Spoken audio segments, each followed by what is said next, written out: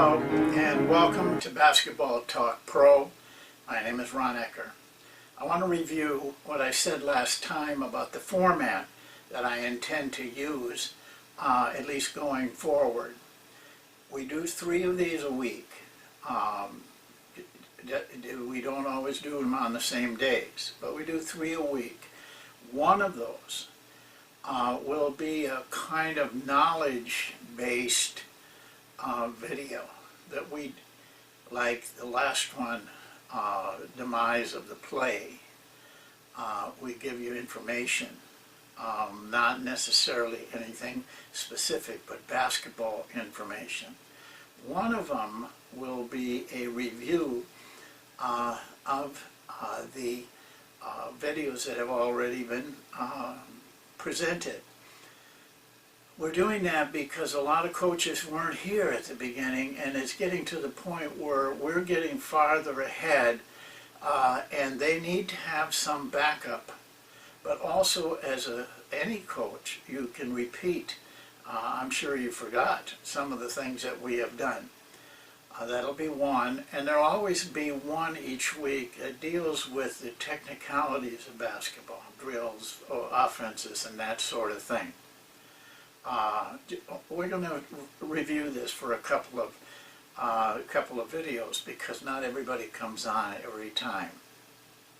And I want to urge you to take advantage of this $100 offer on measuring basketball performance. I'm sorry. This is really a great opportunity for you. For $100, you can't, I don't see how you can afford not to get this into your career. It's just something unusual to have a course like this. I don't think anybody has done it before, but this will give you a real background in empirical information. Please don't make the mistake of thinking, I know whatever we're doing. You don't. A lot of smarter men than you have found that out. So take the time to take this course. I think if you work at it, if you worked at it for an hour a day, you'd be done in a week. It's not that difficult, but it is a good training course. I'll give you an example. I want you to hear what Steve Pankowski of Harrisburg Academy in Harrisburg, Pennsylvania says, who has finished this course. He was the first guy to finish. I highly recommend this course to anyone interested in gaining a higher, deeper understanding of proven ways to evaluate a basketball game that can guide you to coach your team more effectively. This is an experienced coach. Some of you don't have near the experience he does. So get on board. Email me. I'll send you the link. Get on the link and go to work. It'll pay off for you this year. It can pay off. Well, our subject today is getting depth to your coaching. I wanted to take time to go through this. We've talked about it before, but this is going to be a little bit more in depth and a little bit more exposure to it. Getting depth is a term I use as tightening the screw. You've heard me say it many times. You do something like present a play and it doesn't work. You don't have the results you want. Chances are the play is fine. It's you. You're not concentrating, there's that word again, concentrating on the details of their presentation.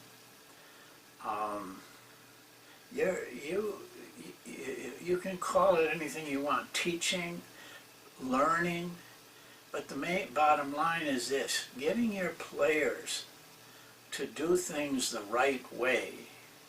When you're sloppy in your coaching, you're sloppy in your play out on the floor, you have to tighten things up tighten the little things up, and we're going to show you what we mean today.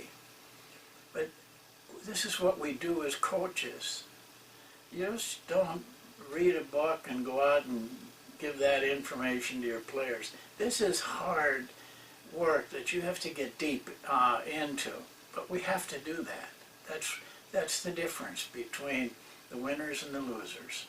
The guys who make the big money and the guys who make no money. So you make your choice. But I think the choice should be that you're gonna do the little extra it takes to put your team on the floor in the right way. I'm going to use cut one as a means of showing you what I'm talking about. We did cut one before. If you go back to cut one, there's two parts to it. In part two, is where we have the film work. Part two was sent out to you on March 9th, 2014. So you know how to look it up in the archives. I suggest you do that right now. And I make a presentation of cut one. It's no sense for me to do it over again. But you should go back there and slowly go through the film, pause it, and take notes on each different aspect of my emphasis on running this offense and what you have to do. Now remember this, I know this offense. It's mine. I developed it. I designed it, and I've ran it, and professionally, all different kinds of situations.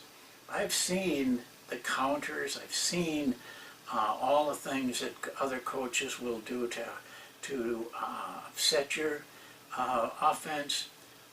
We can handle all of those because we've seen them and we've handled them. So take time, but take notes. You know, when I say something, here's what you should do, get that note down. It'll save you so much, and you'll get used to looking at details. Most of you don't have a sense of how detailed you need to be a coach. Well, I'm going to go now to the whiteboard, and we're going to tighten the screw on cut one and bring it down into a key area that we have to take a real look at and be able to get your players to do. So let's go to the whiteboard.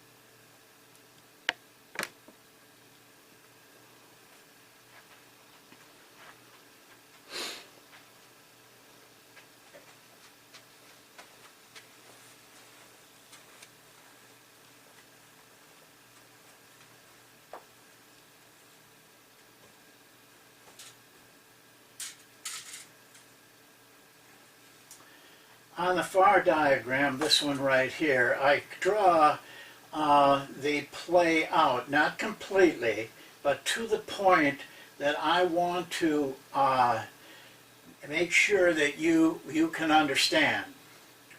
One has the ball in our setup, you know, a two-guard front, two forwards high, and a high postman right there.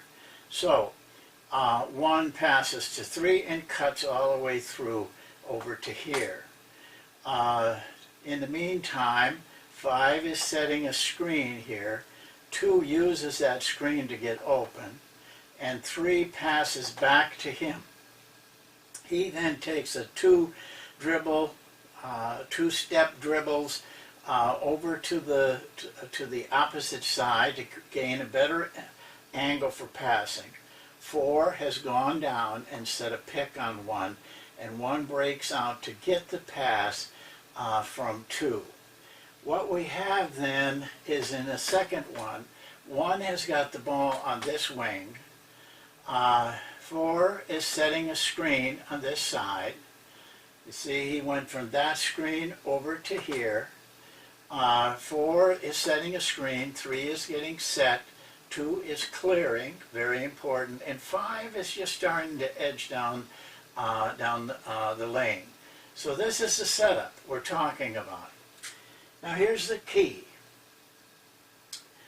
If this cut 1 is to have success, like any offense you run, there is some key areas that must work, and this is ours. We take a lot of emphasis and time and patience with moving through this part of the offense.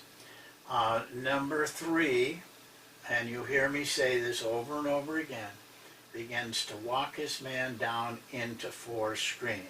Now why does he walk him down? Because if you run, he will go right over the top of the screen, just disregard the screen and meet you over here.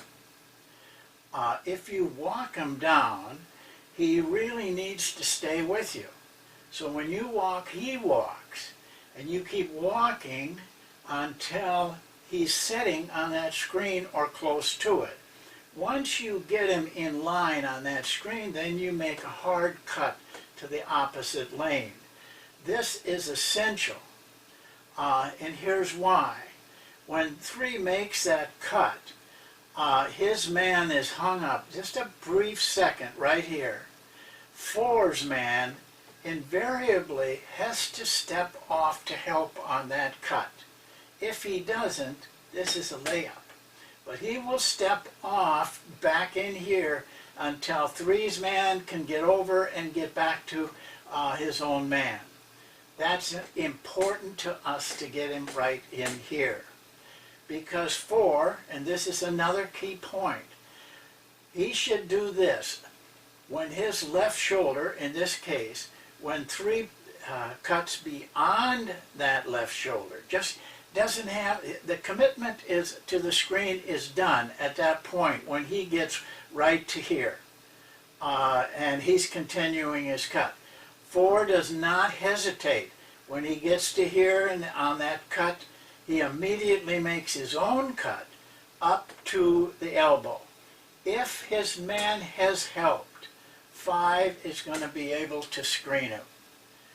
We have to make this aspect of that play work. If this works, ancillary things open up. We get all kinds of nice shots from ancillary things that aren't really a part of this. But because the defense has to play this very carefully, they're out of position for a lot of other things. For example, throwing the ball in and splitting with the 4-man, throwing the ball to 4 and screening down. 4 will get in a lot of shots right in here if this is done properly. Now, you can say, well, what if he doesn't pay any attention to this walking down and sits right down in there? We have a counter for that, and I'm not going to go into it today, but you'll see it in the book if you have the book. This will result in a whole lot of shots. And let me show you one ancillary thing that you might not think about when you run this. You see this setup right here. We tell our people with the ball, after we have thoroughly learned this, that you will see after a while when they have to defend this many times that they're playing with the back to the ball, your defensive men. I see it all the time. They're just focused on their man because they've got this cut to worry about, they got the screens to worry about, and so they're focusing on their man. This guy, if he can get by his man's got a wide open layup. They won't recover in time. And we tell our players, when they've learned this, to watch for that and beat their man, because once they beat their man, they've got an open shot for a layup. If somebody does come off quick, it's a nice pass for an easy shot. So you see, there are many things that are going to happen if we get this done. Let me review. He must learn to walk. This is a skill. Now, this isn't, walking in the park. This is a pretty, 2 or 3 steps here. But he positions him on that screen and then cuts hard. 4, watches, and as soon as 3, in this case 3, cuts past his left shoulder, then he cuts hard to the elbow. 5 is instructed, don't worry about a particular man, just worry about anybody who has a shirt that's color different than yours. And this man's job is to get in this position over here, bringing his man out, and then if they really congregate to stop that play, we still got the ball to the 2, into the 5 for a nice shot. But it all depends on the effort you put into this. Now this is tightening the screw. From day 1, you have to begin teaching that.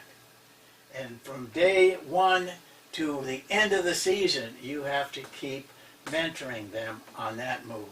They will get it, and when they do, they'll get a lot of success, and once they have success, they're going to want to do it all the time.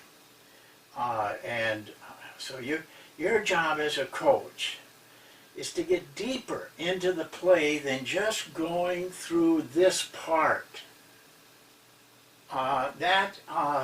That's nice. You can run through that pretty easily, but this is what makes it work. So you have to get your depth into your coaching and get this part of it done well. Listen to the instructions I give in Cut 1, Part 2 when I introduce this to players that have never seen it before. And you will see within very few minutes on the film that they can run this, but not perfect it. So tighten up the screw, coaches. It'll pay off for you in many, many ways.